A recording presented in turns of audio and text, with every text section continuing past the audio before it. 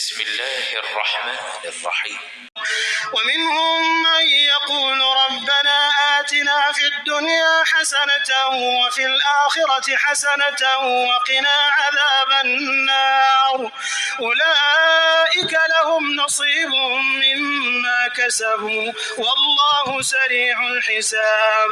واذكروا الله في أيام معدودات فمن تعجل في يومين فلا إثم عليه ومن تأخر فلا إثم عليه لمن اتقى واتقوا الله واعلموا أنكم إليه تحشرون.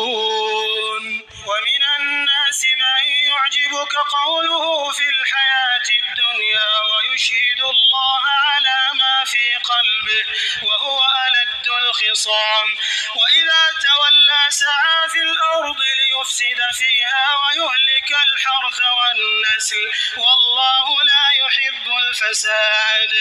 وإذا قيل له اتق الله أخذته العزة بالإثم فحسبه جهنم ولبئس المهاد.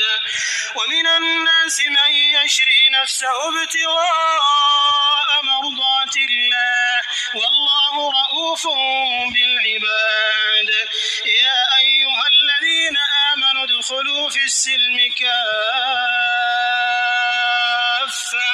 ولا تتبعوا خطوات الشيطان إنه لكم عدو مبين. فإن زللتم من بعد ما جاءتكم البينات فاعلموا أن الله عزيز حكيم. هل ينظرون إلا أن يأتيهم الله في ظلل من الغمام والملائكة وقضي الأمر وإلى الله ترجع الأمور.